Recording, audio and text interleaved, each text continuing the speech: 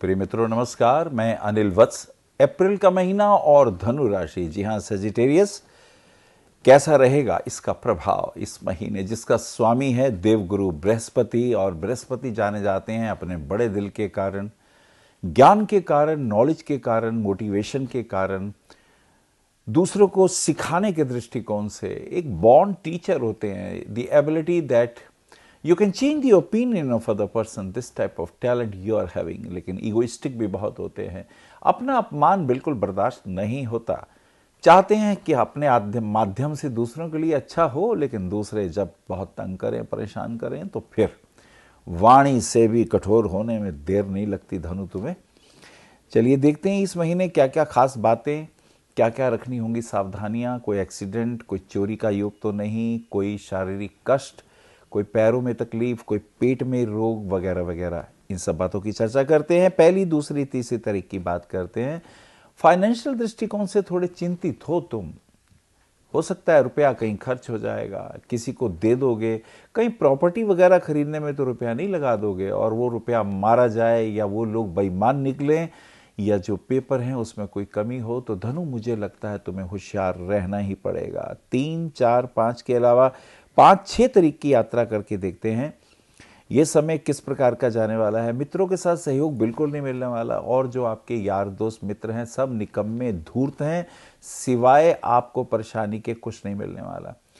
मुझे लगता है धनु, तुम्हें अब होश में आ जाना चाहिए। जिम्मेदारियां बहुत इंपॉर्टेंट हैं। जिनको तुम अपना समझते हो वो तुम्हारे अपने कहाँ हैं।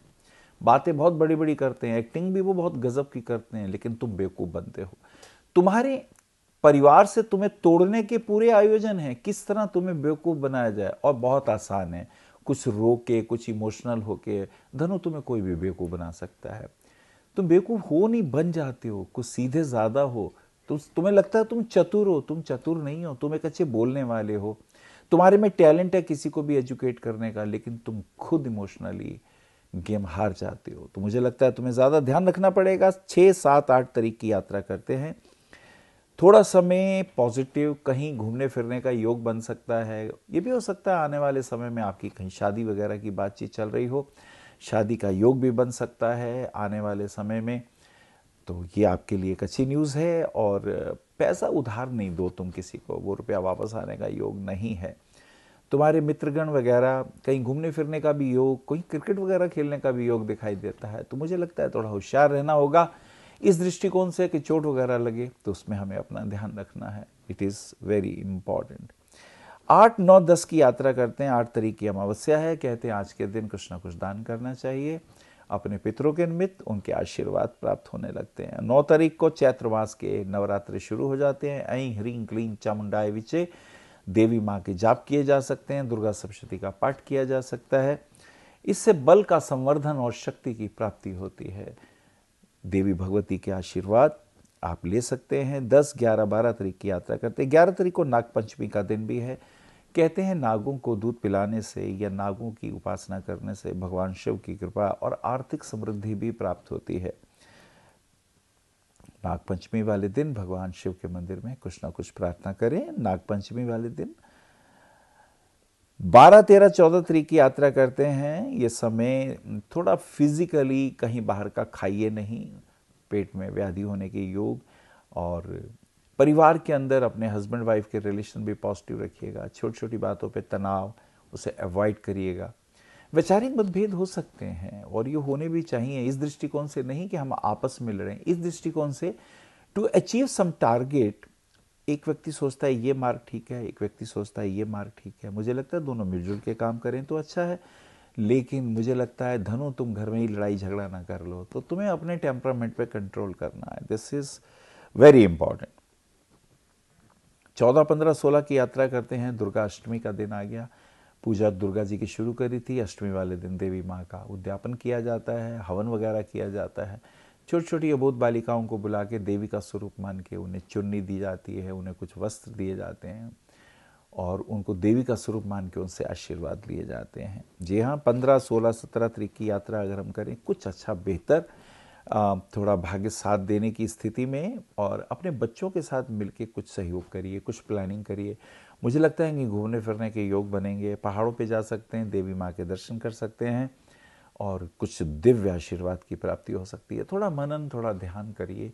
परिवार के सदस्य यद्यपि आपके उनके विचार ना भी मिलें, लेकिन थोड़ा ध्यान करने से अपने को शांत रखें और पॉजिटिव विचारधारा से उनके साथ विचारों का तालमेल बिठाते हुए सजेशन वाली लैंग्वेज का यूज़ करें। मुझे लगता है वो ज़्यादा फ्रूटफुल और सही होगा। 17, 18, 19 तारीख की यात्रा करते हैं। 17 को मंगल वक्री हो जाता है और जिनकी धनु राशि है उनको तो दोस्तों के साथ और अपने बच्चों के साथ बहुत ध्यान रखना है, क्योंकि जब मंगली वक्री होता है तो चोट इत्यादि का भय बनता है।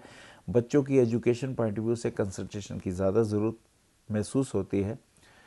तो ये चीज़ें ज़्यादा इम्पॉर्टेंट हैं। रुपया किसी को उधार ना दें और अगर किसी को दिया हुआ हो तो वो मांगिए। मांगने से गया हुआ धन की प्राप्ति वक्री के मंगल में ये योग बन जाता है। 18, 19, 20 तारीख की यात्रा करते हैं। ऑफिस के काम के अंदर कुछ पॉजिटिव होने वाला है। कुछ आपकी मेहनत और आपके पुरुषार्थ से वहाँ फ़ायदा होगा, जिससे आपके और बॉस के बीच में कुछ पॉजिटिव बातें होंगी और हो सकता है आने वाले समय में कोई प्रमोशन के भी योग बन जाए। तो ये सेलिब्रेशन की बात है और कहीं ट्रांसफ़र की भी बात बन सकती है, या आपने कहीं अप्लाई किया हुआ है तो उसमें भी कुछ पॉजिटिव हो सकता है। तो बी केयरफुल, उसके लिए अपना अच्छा बुरे का ध्यान रखते हुए आप आगे बढ़े, वो ज़्यादा सही रहेगा। आगे चलते हैं। 21, 22, 23 तारीख की यात्रा करते हैं। आर्थिक दृष्टिकोण से लाभ, कहीं रुपया लगाया हुआ हो तो उसमें फ़ायदे होने के योग। प्रॉपर्टी वगैरह में अगर कहीं धन लगाया है तो उसमें 2 साल के अंदर फ़ायदे होने के योग दिखाई देते हैं। और इसी के साथ साथ अपने पेट का भी ध्यान रखिएगा, कहीं गाल ब्लैडर में स्टोन वगैरह ना हो, चेकअप कराते रहिएगा। और सबसे इम्पॉर्टेंट बात एक और भी है कि एक योग, the lord of 9th house and 10th house and 11th house, they all are together in the 5th house. धनु राशि वालों के लिए एक अच्छी खबर, कुछ धार्मिक, कुछ आध्यात्मिक आशीर्वाद मिलेगा। ऑफिशियल कुछ कार्यों से आपको नेम फेम मिलेगा, प्रमोशन, पैसे की वृद्धि हो सकती है। आर्थिक दृष्टिकोण से लाभ होने के भी चांसेस बहुत दिखाई देते हैं। अगर आप टीचिंग में हैं, कोचिंग में हैं, एस्ट्रोलॉजर हैं, स्पिरिचुअल अगर आपका कोई काम है तो definitely you are wonderful.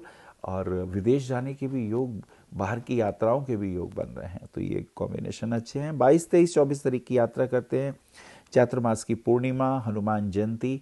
Hanuman ji की आराधना करने से निश्चित रूप से आपके दोस्तों के साथ संबंध अच्छे होंगे, एजुकेशन पॉइंट ऑफ व्यू से बहुत अच्छा होगा, कंसंट्रेशन अच्छा होगा, तो डेफिनेटली रिजल्ट भी पॉजिटिव होने वाला है। तो ये सारे योग पॉजिटिव हैं।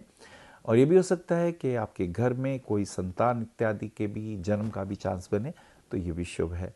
तो कुल मिला के ये समय अनुकूलता की ओर बढ़ता हुआ 24, 25, 26 तारीख की यात्रा करते हैं। 25 तारीख को एक चेंज है और वो चेंज बनता है कि शुक्र का मेष राशि में प्रवेश हो जाता है। शुक्र विशेष रूप से जिनकी धनु राशि होती है उनका 6 और 11 का लॉर्ड होता है। 6 हाउस से रोग हैं, बीमारियां हैं, कष्ट हैं, और 11th हाउस से भी रोग इत्यादि हैं। लेकिन इसमें किसी स्त्री से, माँ से, बड़ी बहन से, मौसी से कहीं से धन प्राप्ति का भी योग बनेगा।